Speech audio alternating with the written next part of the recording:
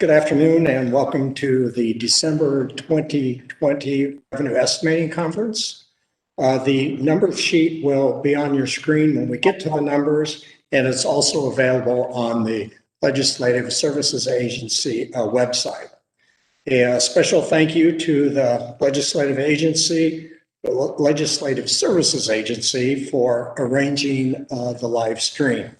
Mr. Underwood is at his residence in Clear Lake, and Ms. Lyons and I are socially distanced at the Capitol. Now, for those of you who are joining us for the first time, or those who always want to have a good reminder, the veterans of the REC, the Code of Iowa establishes a three-member panel. Holly Lyons is representing the Legislative Service Agency. For the legislative branch, Mr. Underwood is representing the state in general, and myself, the executive branch. Now, the conference is required to meet at least 3 times a year, March, October, and December, but we may have special meetings if necessary.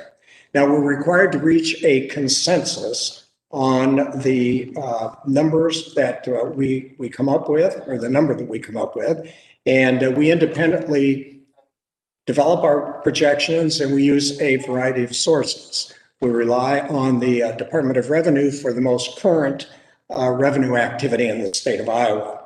Now, the governor is required to submit her budget recommendations using the December estimate. The legislature is to use the lower of December and March estimate. Now, today's meeting is going to be an assessment of the economy 6.5 months into the current fiscal year. The state budget and accounting are based on a fiscal year, meaning that the first month of the fiscal year is July, and the last month, of course, that would be June. Now, today we're going to update our estimates for the current fiscal year, which is fiscal year 21, which started July 1, 2020, and ends June 30, 2021. And we will be reviewing our estimate for fiscal year 22, which starts July 1st, 2021, and ends June 30, 2022.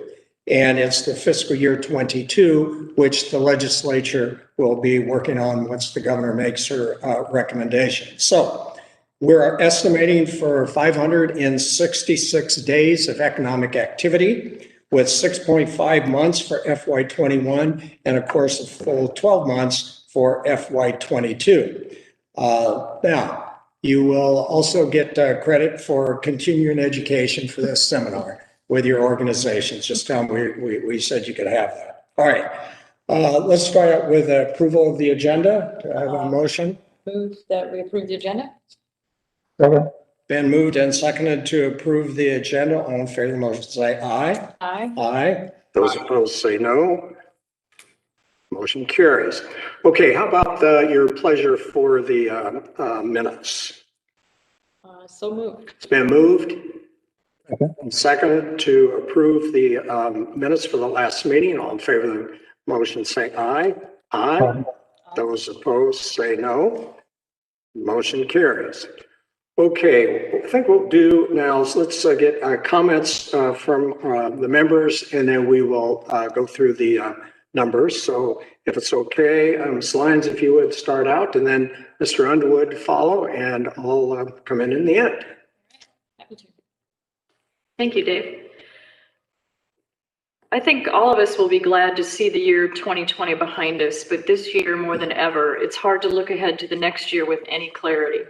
We've been faced with a global pandemic, economic collapse, partial recovery, a bear market, then a bull market, hotly contested elections, and the impact of COVID-19 related restrictions on big business, small business, the service industries, schools, and everyday life. In Iowa, add an unpredictable, devastating derecho and a drought in West Central Iowa. It's been such an unusual year of extraordinary challenges for Iowans, both in terms of personal loss and economic loss. FDA final approval of an effective vaccine for the virus is imminent, and the vaccine will begin rolling out to the US soon. However, the rollout of the vaccine is going to be a process. It's definitely a light at the end of the tunnel, but as many economists and doctors have stated recently, that tunnel is not short, and it will likely have some twists and turns. Therapeutic treatments for COVID patients have improved considerably since last spring and summer, easing the devastating impact of the virus. But at least for now, Iowa continues to experience a third surge in the number of virus cases, positivity rates, hospitalizations, and deaths, all of which have worsened since our October REC meeting. The virus factors prominently in any discussion of the economy in both the private and public sectors. What is keeping the economy afloat is the unprecedented level of economic support through federal fiscal and monetary policy. To date, the federal response has been huge, with stimulus payments, enhanced unemployment benefits, the Paycheck Protection Program, among other programs. But that support is waning, and continued stimulus will be key to sustaining the economic recovery. But there is gridlock in Congress, and it's likely that action on a stimulus package won't be taken until January, which raises concerns on how further delay might impact state and local economies. And increased stimulus spending, while much needed, comes with a price tag down the road by adding to the national debt. Given all that, here we are trying to predict Iowa revenues for 6 months out and 18 months out. When we met in October, I made the statement that we'll know more in December, and I was hoping for a bit more clarity by the time of this meeting, but we just don't have it. Most of what we've learned just muddies the water and adds more uncertainty. The surge in the virus, unknown timing of the vaccine rollout, and gridlock on federal stimulus. One thing we do know is that the COVID economic recession is quite different than previous economic cycles. To date, the economic disruption is not all that bad for Iowa at the state level, and it's likely that the end result could be 2 years of very slow growth and then return to decent positive growth for fiscal year 22. Looking at some of the economic indicators, non-farm employment numbers, Iowa is mirroring the US economy and has gained back approximately half the jobs lost in the COVID recession, showing good improvement from June, July, and August, but slowing the last 3 months. And we are still below the 2019 number by approximately 75,000 jobs. Unfortunately, many of those people have dropped out of the workforce for whatever reason, including childcare reasons, staying home with school-aged children to monitor at-home learning, or they have just plain stopped looking for a job. The Iowa employment population ratio has dropped from 69% to 63.5% in the last year, indicating that 5.5% have dropped out of the labor force. Excuse me. Initial unemployment claims, an indicator that is a harbinger of trouble, took a jump last week, which is a little concerning, particularly if it continues over the next few weeks. Iowa personal income has ticked up a bit thanks to federal program stimulus payments and payments sent to individuals. And if more stimulus funds are authorized, that's expected to happen again. Farm income. Iowa farm income from this year's grain crops, corn and soybeans, looks very good and better than any year since 2013. The size of Iowa's corn crop is currently projected to be 90% of the 2019 crop level, and the soybean crop 100% of 2019. Corn and soybean prices have increased considerably in the last 3 months. These price increases have combined with record direct government payments to farmers in 2020, more than double the amount in 2019, and should make this a good year for Iowa grain farmers.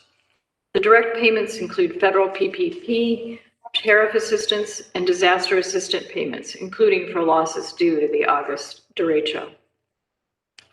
Economic activity in some sectors, such as the services industry, was devastated by the COVID recession. But Iowa is strong in industrial manufacturing, finance, insurance, and ag, and those sectors have fared fairly well, all things considered.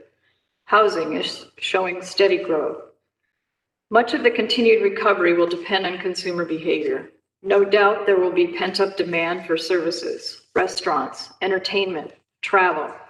But how much demand in terms of consumer ability and the appetite to spend remains to be seen.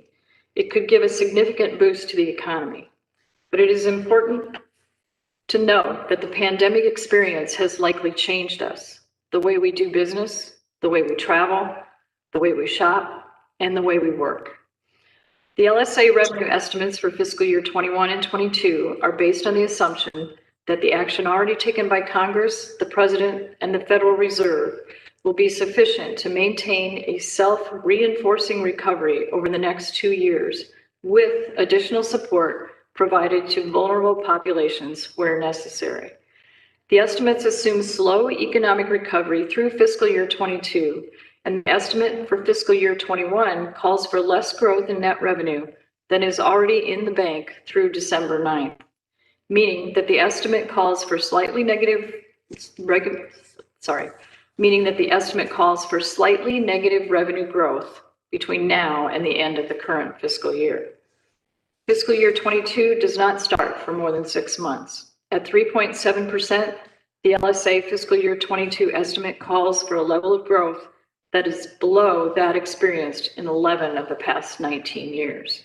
The recovery from past recession has always resulted in good revenue growth, and we should expect the recovery from this recession to do the same. Great, Holly, thank you very much. David? Well, thank you, Holly. You covered everything that I had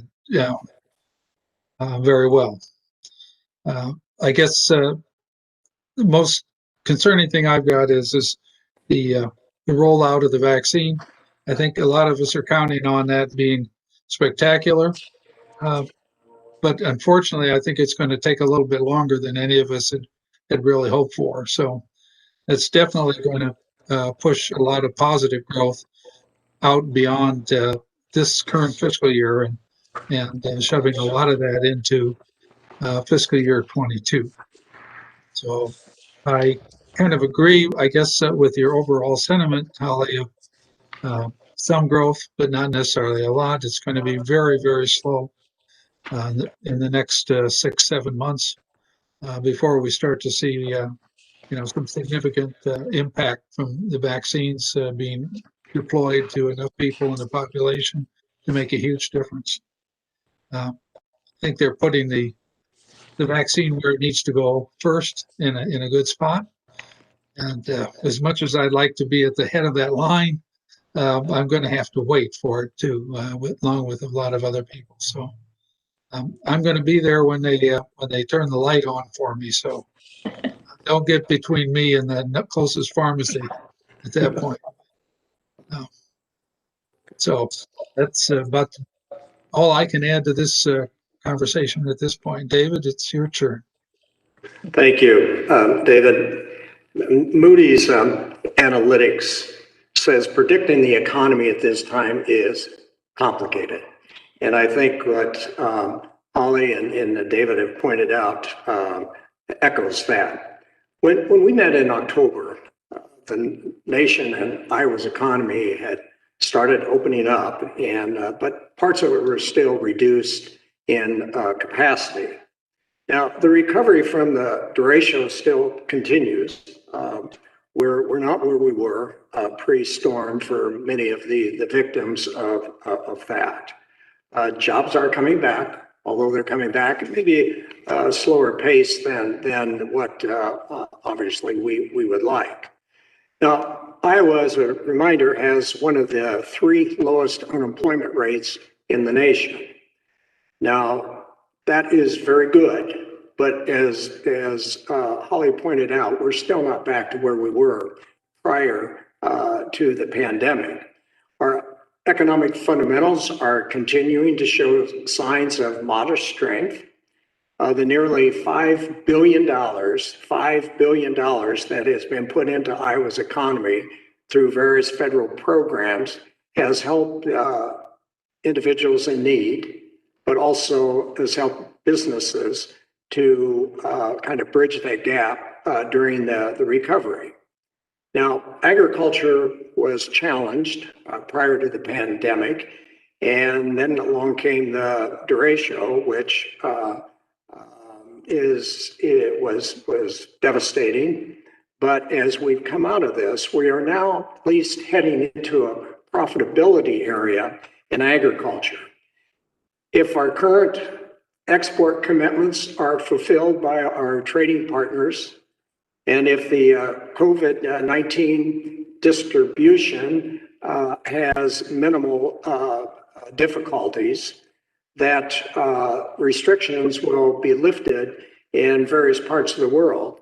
If this happens, which I frankly think it will, the United States agriculture sector will probably be on a stronger footing in 2021, stronger than it has been for a few years. Now, another thing on the positive side, children are occasionally back in school. The COVID vaccine will be arriving in Iowa in just a matter of days.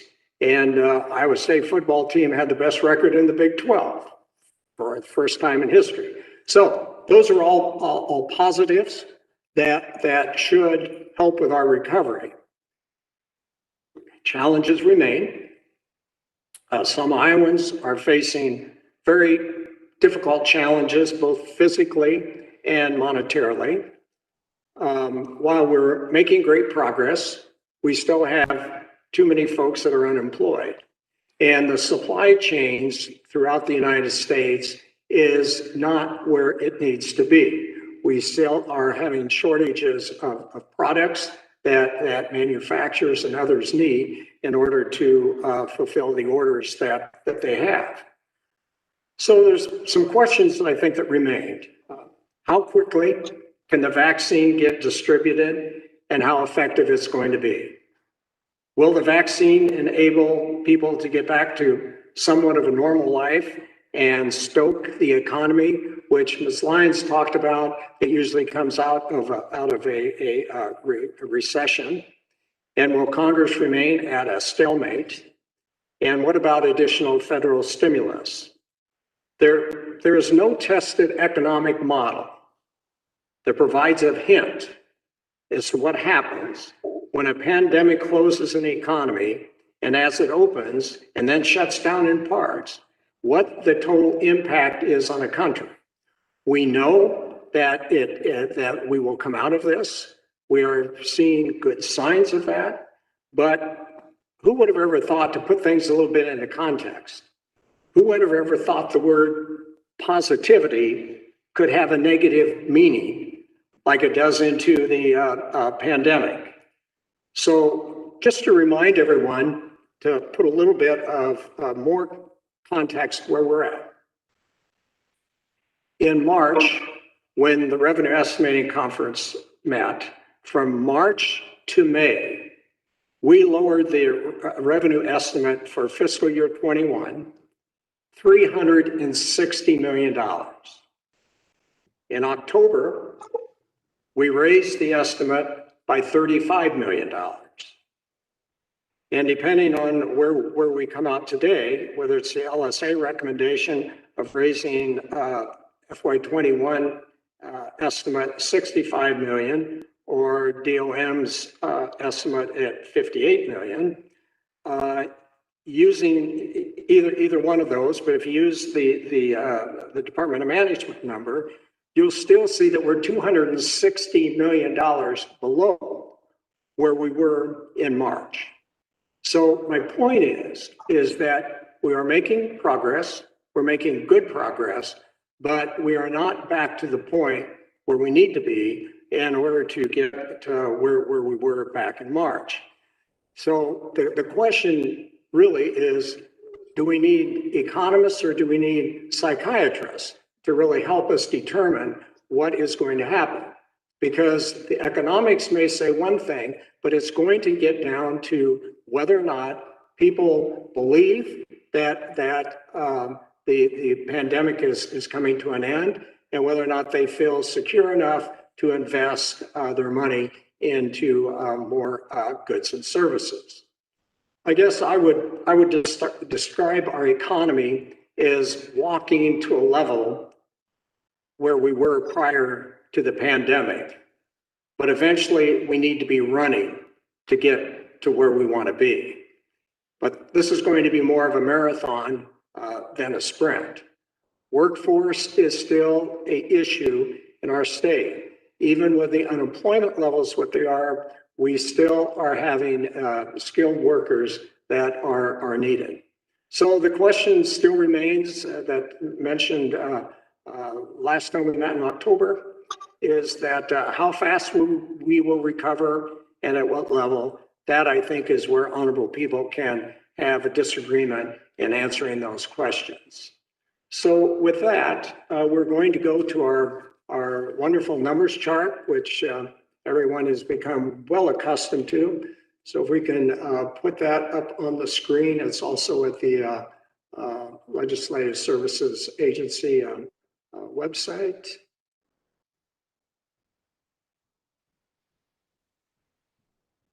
It's in the box up the top and it has just disappeared. Oh, it's on there. It's showing up a fine on Okay. mine. All right, so they just don't want us to see it. No, we're good. Okay, if you'll take out the sheet, thanks, Tom. If you'll take out your sheet, you'll see in the, we'll go from left to right. Very good. Go from left to right. And you'll see where we have the various tax items, the revenue items on the left. And then you'll see what the actuals were for fiscal year 19 and fiscal year 20. And then the percentage change between those 2 years. All right, let's go to the first enclosed box. You'll see what the revenue estimate was in October and what that percent change was. And then you'll see the one for FY22 for both the estimate as well as the percent change. The next grouping is the Legislative Services Agency groupings. You'll see theirs is broken down by fiscal year 21 and fiscal year 22. And then the third box that is enclosed is the governor's appointees estimate for fiscal year 21 and fiscal year 22. And then the comparisons at the far right. The positive number means the governor's appointee is higher than the Legislative Services Agency, and the negative means the Legislative Services Agency is higher than the governor's appointee. So let's just try one line where let's start with personal income tax. Let's go to the second enclosed box. You'll see what the Legislative Service Agency's recommendation was. Then you go to the third box, still that first line under personal income tax. You'll see what the governor's appointee estimate was. And then you'll see the difference at the under FY21 clear to the right where it says comparison. All right. So when you just do the subtraction between LSA and the governor's appointee, there you'll see where the difference is. So we're not going to go through each line, making sure you can see what those comparisons are, but you'll see. I think you can understand how that works. So the bottom line is in FY21, we are $7.6 million apart. And in FY22, we are $37.9 million apart. And I must say that's probably about as close as we've been in some time. So I don't care who may want to start at this point. David, you want to start and see where you see the differences, or Holly, doesn't matter. Well, I'll definitely be willing to start. You're correct. I think 7.6 is probably about as close as you two have ever come to agreement before. So I would like to go ahead and make a motion at this point in time that we adopt the LSA numbers for fiscal year 21 as shown. I'll second that. Okay, it's been moved and seconded to accept the LSA number for FY21. Let's have a little discussion. I think for those who are kind enough to be watching, you'll notice that while our difference is very, very small, the two areas where there was some difference on looking at the numbers are in the personal income tax and in the corporate income tax. In the end, it doesn't matter where it comes from. I mean, it's still all comes in the same place. And even those differences aren't really large. Corporate income tax is always a little more of a struggle to estimate, simply because under the corporate income tax, corporations have 3 years to either recognize a profit or loss. So they have a little more options than on the individual personal income tax. So anybody want to comment on that? If not, we can move. Well, just a quick overview of our thoughts on corporate receipts. The gross corporate receipts to date are up 46%. Now I realize some of those might have been that we'll actually count a year back or whatever due to the delayed filing deadlines. Refunds are down about 47%. So we're optimistic that if you're bringing in more money and you're sending out less, hopefully that will boost the net revenue figure for that. But again, as you said, Dave, the corporate income tax receipts are so volatile and so hard to estimate. Yeah, it was an educated guess, but it was a guess. I fully concur. David, anything you want to comment on that? Well, I guess, part of it is that until you break that number down, along with the refunds and the accrual numbers, can't remember, I did some scribbles after I got your notes, and really it appears on the gross numbers that you're a ways off, but some of that shrinks after you take into account the refunds and the accrual impacts. I concur. If there's no further comment, we've heard the motion to accept the LSA number. It has been moved and seconded. All in favor of the motion say aye. Aye. Those opposed say no. Motion carries. Okay, before we move on, so we are increasing the revenue the revenue increase from the October estimate is how much? $7.6 million. $7.6 million. No, it's a different. No, No, I'm sorry, it's 57.6. Yeah. We've increased it 57.6 from October. 57.6 million. Correct. Okay. And so the increase from FY20 to this would be 38.7. 38.7 million, which is an increase percentage Of 0.5%. 0.5%. Okay, I'll read that one more time. The increase from the October Revenue Estimating Conference is 57.6 million. And for the year from FY20, that would be $38.7 million, which is a 0.5% increase. Okay, let's move on to FY22. Holly or Dave, either one? Well, go ahead, Holly. Well, I just want to say I've learned the hard way that probably the best thing to do is work, and I don't mind if you tinker with the LSA estimate, but I think our numbers guys who like it if we stay with the LSA.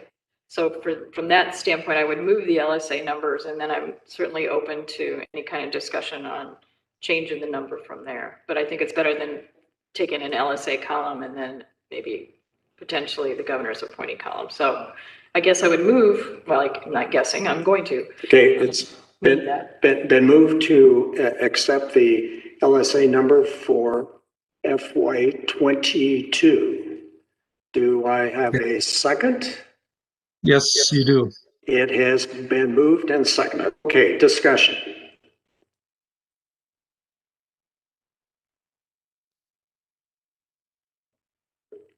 Not everybody at once, please. David, anything you see there that you want to comment on?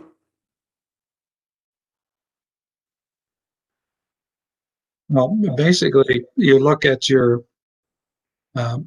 same two numbers, personal income tax, corporate. That's really where the big differences are. So we could wrangle about those numbers for the next 5 minutes, but I really don't have any additional comments. We're always happy with anything under 50 million. We're happy if we can get you two to agree. So We're the under 50 million club, huh? yes, Holly? And we're what, 1/2 of 1% different. Yes, I'm fine. Are you okay with that? Yeah. Okay, it's been moved and seconded to go with the LSA numbers for FY '22. All in favor of the motion, say aye. aye. Those opposed, say no. Motion carries. Okay, Joel, and Jeff, from the October estimate, then the increase is $34.9 million. $34.9 million. Okay, and well, it's a little more difficult to do from going from 21 to 22. That would be $296.4 million. 296.4 million. And that would be a percent increase, Jeff, of 3.7%. 3.7%. Okay, any other questions about that? All right, good. David, I did have just one comment on that. Sure. You made a good point that in looking at all this, we need to be looking at year over year and not necessarily, I mean, I know we always want to look and see, okay, what did we do last time and compare it to this Right. time? But I think sometimes that muddies the water. And I know Jeff Robinson from our staff puts out a report approximately every 2 weeks on kind of a revenue update, and it goes back to March, and it shows basically the revenue loss that we've lost due to the COVID pandemic, the derecho, whatever. So if people are interested in looking at the impact of that, I would send them to that document. And then if they want to look at the year over year, how we're doing, of course, we both have revenue memos that come out monthly, but just I don't know. Since I know that there are thousands watching, and they're probably all rushing to the website at the same time. What is when they go to the LSA website, what should they look for? They would find it under fiscal update articles, I believe. And Jeff, what's the title of it? It's called. It has COVID-19 in the title. It does COVID-19 in the title. All of our COVID-19 documents will come up under COVID-19 on our website if you go there. So it will come up there, but also if you go to fiscal update articles, and you can call all of them up, and about every 2 weeks, this has been coming out since last spring. I assume that it is not copyrighted, so if people want to use it as stocking stuffers or presents, that they're welcome to print those off and give them out. We get residuals. Okay. Okay. All right. Very good. All right. Thank you. Yeah, thank you, Holly, for pointing that out. All right. Let's review the what do we left? The lottery, the accruals. Those are the ones at the bottom of the sheet that's in front of you there. Clear down. It's after total net, no, it's after the, yeah, it's total net received. Okay, comments, questions?